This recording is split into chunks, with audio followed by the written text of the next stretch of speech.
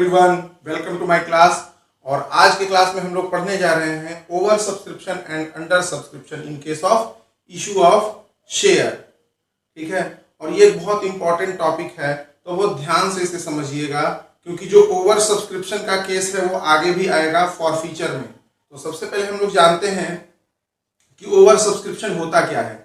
कई बार कई कंपनियां ऐसी होती हैं जिनके शेयर्स की डिमांड बहुत ज्यादा होती है, तो जब वो पब्लिक इशू के लिए ऑफर करती है तो जितना वो इशू करती है उससे ज्यादा के लिए पब्लिक अप्लाई कर देती है।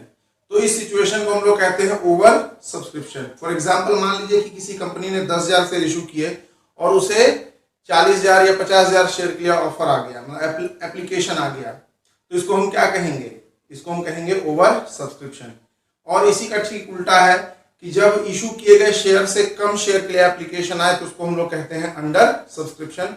और आज के क्लास में हम ये दोनों ही टॉपिक डिस्कस करने वाले हैं। तो सबसे पहला काम ये कि आपके स्क्रीन पर जो चल रहा क्वेश्चन है उसका स्क्रीनशॉट ले लीजिए और आइए हम लोग मिलकर क्वेश्चन सॉल्व करते हैं। इस स्लाइड में आपको दो क्वेश्चन मिलेंगे, एक क्वेश्चन ओवर सब्सक्रिप्शन का है और दूसरा क्वेश्चन अंडर सब्सक्रिप्शन का है।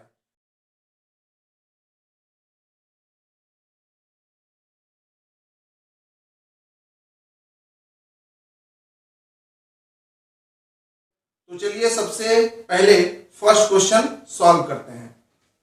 तो पहला क्वेश्चन आप देख रहे होंगे कि एक कंपनी है राजश्री लिमिटेड, उसने 50,000 शेयर इशू किए हैं, पर पब्लिक ने अप्लाई किया 1,90,000 शेयर्स के लिए। और शेयर जो है 10 रुपए का है और 2 रुपए प्रीमियम पे इशू किया गया है। तो शेयर इशू कितना है? 50,000, अप्लाई किया गया है 1,90,000 के लिए। और अलॉटमेंट का रेशियो क्या है? कुछ इस तरह से है। सबसे पहले फर्स्ट 1,20,000 एप्लीकेंट को 40,000, नेक्स्ट 30,000 के एप्लीकेंट्स को 10,000, उसके बाद के 40,000 शेयर्स के एप्लीकेंट को कोई भी शेयर दिया नहीं गया। तो इस तरह से टोटल अप्लाइड 1,90,000 शेयर्स के एप्लीकेंट्स को 50,000 इस प्रकार अलॉट कर दिया गया। तो आप देख सकते हैं कि केवल फर्स्ट और सेकंड ग्रुप को ही शेयर का अलॉटमेंट मिला है और लास्ट जो ग्रुप था उसको शेयर का अलॉटमेंट नहीं मिला है। तो यहां पर हमने नाम दे दिया ग्रुप ए और ग्रुप बी। अब क्या करना है कि आपको देखना है एप्लीकेशन पे कितना रुपया है। एप्लीकेशन पे मांगा गया है 3 रुपया, अलॉटमेंट पे प्रीमियम के साथ 5 रुपया और बैलेंस ऑन फाइनल कॉल। तो 5 3 8 और ये हो जाएगा 4 रुपया फाइनल कॉल पे, क्योंकि शेयर जो है वो 10 रुपए का था, 2 रुपया उसमें प्रीमियम का इंक्लूड है। तो इसका मतलब 3 अगर एप्लीकेशन पे मांग लिया है और प्रीमियम के साथ 5 रुपया अलॉटमेंट पे मांग लिया है, तो फाइनल कॉल के लिए कितना बचेगा? 4 रुपया बचेगा बैलेंस। तो अब आगे क्या करना है? सबसे पहले आप एनालिटिकल टेबल की हेल्प से जो एक्सिस मनी आया है उसका हम लोग एडजस्टमेंट समझेंगे। तो ये देखिए, रिसीव का कॉलम, ये ड्यू का कॉलम, ये एक्सिस का कॉलम, ये जो एक्सिस मनी आया है उसका एडजस्टमेंट का कॉलम। बहुत ध्यान से इस एनालिसिस टेबल को समझें। तो आप यहां पर देख सकते हैं एप्लीकेशन का, ये जो पूरा का पूरा एडजस्टमेंट किस चीज का किया जा रहा है? एप्लीकेशन का किया जा रहा है। और एप्लीकेशन पे कितना रुपया है? एप्लीकेशन पे मांगा गया है 3 रुपए। तो उस हिसाब से पब्लिक ने जो फर्स्ट ग्रुप अप्लाई किया है 1,20,000 शेयर के लिए, तो 3 रुपए के हिसाब से कंपनी को कितना मिला? 1,20,000 इंटू 3, 3,60,000। अलॉट कितना किया गया उस ग्रुप को शेयर? 40,000 इंटू 3, तो ड्यू में आ जाएगा 1,20,000। यानी कंपनी को मिला 3,60,000, लेकिन ड्यू होगा केवल कितना? 1,20,000, क्योंकि अलॉट तो शेयर केवल उस ग्रुप को 40,000 ही किया गया है। तो रिसीव अप्लाइड में एप्लीकेशन मनी मल्टीप्लाई करके रिसीव कॉलम में लिखेंगे और अलॉटेड में एप्लीकेशन मनी को मल्टीप्लाई करके हम ड्यू कॉलम में लिखेंगे। और इन दोनों का जो डिफरेंस होगा वो क्या हो गया? Axis money. यानी जितना एक्सिस शेयर के लिए एप्लीकेशन आया वो क्या हो गया? Axis application money 2,40,000। उसी तरह यहां पर 30,000 इंटू 3 90,000, 10,000 इंटू 3 30,000। एक्सिस मनी कितना हो गया? 60,000। और लास्ट में 40,000 इंटू 3 1,20,000 नील है, तो यहाँ पे भी नील हो जाएगा। तो यहाँ पूरा का पूरा 1,20,000 एक्सिस मनी हो गया। अब आपके सामने 3 एक्सिस मनी है, 2,40,000, 60,000 और 1,20,000। तो सबसे पहले हम शुरुआत कर रहे हैं यहां से। तो जिस ग्रुप को कोई शेयर नहीं दिया गया, तो उसका जो भी एप्लीकेशन पे पैसा मिला है वो पूरा का पूरा पैसा क्या करना पड़ेगा? रिफंड करना पड़ेगा। तो ये देखिए सीधे सीधे हमने कहाँ ट्रांसफर कर दिया, रिफंड यानी वापस करने वाले कॉलम में। तो इतना पैसा ये पूरा का पूरा वापस हो जाएगा। अब बचा ग्रुप ए और ग्रुप बी, इन दोनों को शेयर अलॉट किया गया है, इन दोनों ही ग्रुप को शेयर अलॉट किया गया है। इसका मतलब इनका जो भी एक्सेस मनी है वो आगे के इंस्टॉलमेंट में एडजस्ट हो सकता है। आगे के इंस्टॉलमेंट का क्या मतलब है, अलॉटमेंट एंड कॉल। तो जो पहला वाला ग्रुप है उसका एक्सेस मनी है 2,40,000। अब हमको ये देखना पड़ेगा कि कितना पैसा अलॉटमेंट में एडजस्ट करें और कितना पैसा कॉल में एडजस्ट करें। तो इस ग्रुप को कितना शेयर मिला है, ग्रुप ए को मिला है 40,000 शेयर, ठीक है। और इसको आगे और अलॉटमेंट पे कितना देना है, अलॉटमेंट पे 5 रुपया देना है, तो अलॉटमेंट पे कितना हो गया 2 लाख रुपया। उसके बाद उसको कॉल पे कितना देना है 40,000 इंटू 4, 1,60,000 रुपया। तो आप देख सकते हैं एक्सिस मनी जो है वो 2,40,000 है। तो 2,40,000 में से 2 लाख आपका अलॉटमेंट में एडजस्ट हो गया और हमको कॉल में एडजस्ट करने के लिए चाहिए 1,60,000, लेकिन हमारे पास बच रहा है सिर्फ बच रहा है 40,000। तो कॉल में कितना एडजस्ट होगा, ये बचा हुआ 40,000 कॉल में एडजस्ट हो जाएगा और इसका कोई भी पैसा रिफंड करने की जरूरत नहीं पड़ेगी, क्योंकि पूरा का पूरा पैसा अलॉटमेंट में और बचा हुआ पैसा कॉल में एडजस्ट हो गया। यहाँ पे रिफंड कब होता, जब कॉल का यानी इतना हमारे पास एक्सिस मनी होता कि अलॉटमेंट भी पूरा पूरा एडजस्ट हो जाए, कॉल भी पूरा पूरा एडजस्ट हो जाए, फिर भी बच जाए, तब रिफंड होता। लेकिन यहाँ पर 2 लाख अलॉटमेंट में एडजस्ट हो गया और 40,000 कॉल में एडजस्ट हो जाएगा। बचा हुआ क्योंकि हमको कॉल में चाहिए 1,60,000, उससे तो कम ही अमाउंट बचा है ना, तो कॉल में ही एडजस्ट होकर यहीं पैसा खत्म हो जाएगा एक्सिस मनी। अब इसके बाद इसका देखते हैं, तो इसका यहाँ पर एक्सिस मनी है 60,000 और इस ग्रुप को अलॉट किया गया शेयर जो है वो कितना शेयर है, वो 10,000 शेयर है।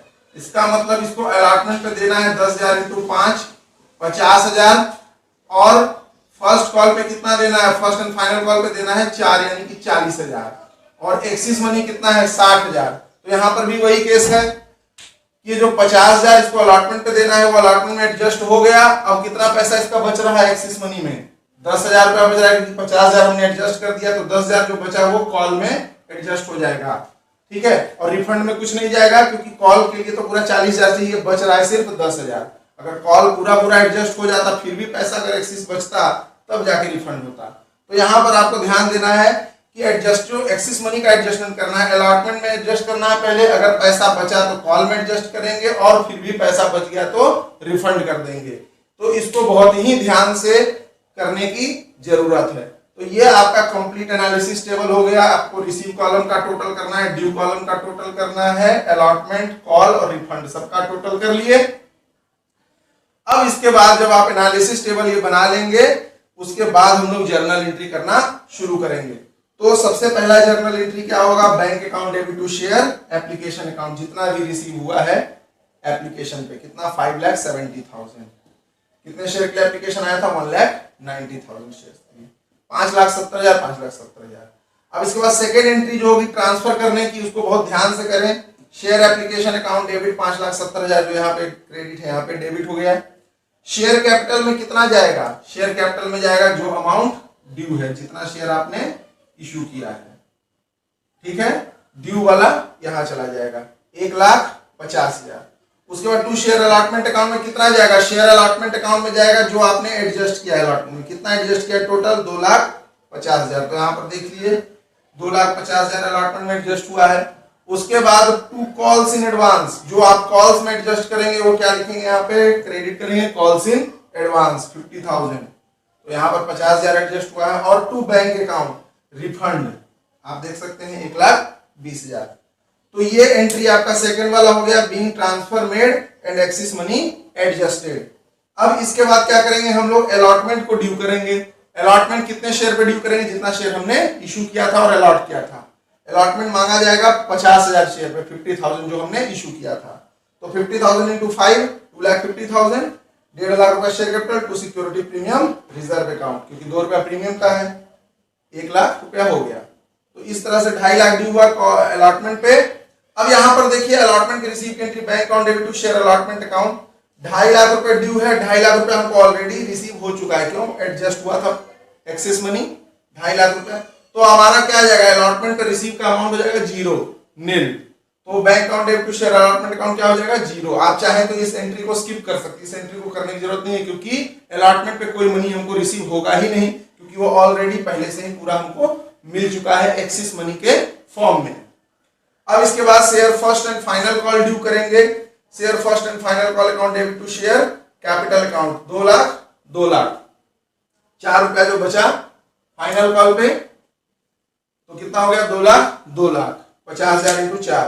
अब इसके बाद रिसीव करेंगे bank account debit to share first and final call 2 lakh हमको रिसीव करना था, लेकिन 50,000 हमारा पहले ही रिसीव हो चुका है, यानी कि एडजस्ट जो मनी होना था 50,000 रुपया, तो 2 लाख माइनस 50,000 कितना हो जाएगा 1,50,000। तो ये फर्स्ट एंड फाइनल कॉल पे रिसीव हुआ आपका 1,50,000। तो ये आपका क्वेश्चन कंप्लीट हो गया ओवर सब्सक्रिप्शन का। अब आते हैं क्वेश्चन अंडर सब्सक्रिप्शन पे, जो कि दूसरा क्वेश्चन है राजधानी लिमिटेड का। तो उस क्वेश्चन में क्या दिया गया है आप ध्यान से देखिए।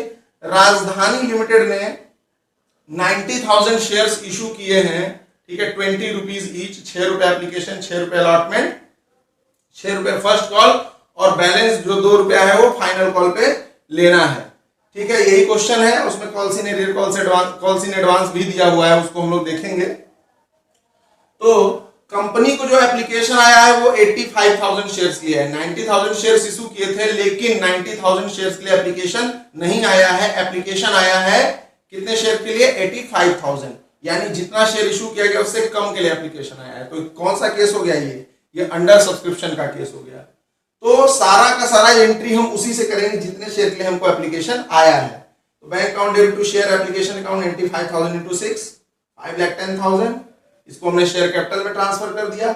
उसके बाद हम क्या कर रहे हैं, share allotment account debit to share capital account, allotment हमारा ड्यू हो रहा है, ये भी 6 रुपए है, 5,10,000। अब रिसीव करने में देखिए bank account debit to share allotment account to calls in advance account 500 into 8, यहां पर हमने कॉल्स इन एडवांस 4,000 रुपए क्रेडिट किया है। कहां से आया 4,000 रुपए, तो देखिए क्वेश्चन में दिया हुआ है कि एक शेयर होल्डर जिसके पास 500 शेयर है, उसने दोनों कॉल का पैसा अलॉटमेंट पे दे दिया है। फर्स्ट कॉल पे 6 रुपया है और फाइनल कॉल पे कितना है 2 रुपया है, तो कुल मिला के कितना हो गया 6 2 8 रुपया, यानी 8 रुपया उसने किसके साथ दे दिया, अलॉटमेंट पे दे दिया 500 शेयर पे। तो 500 इंटू 8 4,000। मैंने पिछले क्लास में बताया था कि जो भी पैसा जिसके साथ दिया जाता है उसमें हम ऐड कर देते हैं, और जिससे वो रिलेटेड है उसमें हम डिडक्ट कर देते हैं। तो ये पैसा एक बार ऐड हुआ है तो ये एक बार लेस भी हो जाएगा। तो यहां पर देखिए क्रेडिट हुआ है तो दूसरे जगह पे वो डेबिट भी होगा। तो आइए आगे देखेंगे। तो calls in advance account 500 into 8 4,000, total हमको रिसीव कितना हो जाएगा अलॉटमेंट पे 5,14,000, ठीक है। अब शेयर फर्स्ट कॉल ड्यू करेंगे, share first call account debit to share capital, यहां भी 6 रुपया है, 5,10,000 ही ड्यू होगा। अब रिसीव की एंट्री पे आइए, bank account debit, calls in arrear account debit, calls in advance account debit to share first call account. यहां पर calls in arrear calls in advance दोनों डेबिट हो रहा है। कैसे, जो यहां मिल चुका है वो दोबारा यहां तो मिलेगा नहीं, इसलिए 500 शेयर पे जो 6 रुपया है वो भी हम डेबिट कर रहे हैं, क्योंकि फर्स्ट कॉल का जो पेमेंट है वो अलॉटमेंट पे हो गया है 500 शेयर पे, तो ये हम यहाँ पर डेबिट कर दे रहे हैं 500 इंटू 6 3,000। और कॉल्स इन एरियर 700 शेयर पे एक शेयर होल्डर पैसा नहीं दे पा रहा है फर्स्ट कॉल और फाइनल कॉल का, तो यहाँ तो हम फर्स्ट कॉल की एंट्री कर रहे हैं। तो 700 इंटू 6 फर्स्ट कॉल का 4,200, ये डेबिट हो गया। तो बैंक अकाउंट में आपका रिसीव कितना होगा 5,02,800 रुपया, ये आपका रिसीव हो जाएगा फर्स्ट कॉल के रिस्पेक्ट में। अब इसके बाद फाइनल कॉल ड्यू कर दिए 2 रुपए से, क्योंकि बचा 2 रुपए है फाइनल कॉल, 85,000 इंटू 2 1,70,000, ये ड्यू हो गया। अब रिसीव की एंट्री यहां देखिए, bank account debit, calls in arrear account debit, calls in advance account debit to share second and final call account. तो कॉल्स इन एरियर क्योंकि दोनों कॉल नहीं दे रहा है, तो फर्स्ट कॉल में यहाँ कॉल्स इन एरियर हमने डेबिट किया, सेकंड कॉल में भी हम कॉल्स इन एरियर डेबिट करेंगे, क्योंकि अगर फर्स्ट कॉल नहीं दिया और सेकंड कॉल भी वो नहीं दे रहा, तो 700 इंटू 2 1400 यहाँ लेस हो गया, डेबिट हो गया। और कॉल्स इन एडवांस कितना डेबिट होगा 500 इंटू 2 1,000 रुपया। यहाँ पर देखिए 500 इंटू 8 6 रुपया फर्स्ट कॉल का, 2 रुपया फाइनल कॉल का, यहाँ क्रेडिट हो गया। तो 6 रुपया देखिए यहाँ पे डेबिट हुआ, तो बचा हुआ 2 रुपया कहाँ डेबिट होगा फाइनल कॉल पे, 500 इंटू 2 1,000। तो हमारा share second and final call पे लेना था 1,70,000, ये डेबिट हो गया कॉल्स इन एरियर और ये डेबिट हो गया कॉल्स इन एडवांस। तो बचा कितना 1,67,400 600। तो आप चाहें तो ये एंट्री बिना calls in arrear, calls in advance account दिखाए बिना भी कर सकते हैं, केवल वर्किंग नोट में प्लस माइनस करके आप दिखा सकते हैं। प्लस माइनस जैसे कैसे प्लस माइनस करना है, कॉल्स इन एरियर तो हमेशा माइनस ही होगा, जो पेमेंट नहीं मिला है उसमें आपको माइनस ही करना है, लेकिन कॉल्स इन एडवांस जिसके साथ दिया गया है उसमें जोड़ना है और जिससे रिलेटेड है उसमें माइनस कर देना है। तो आप कॉल्स इन एरियर और calls in advance account open किए बिना भी जर्नल एंट्री कर सकते हैं।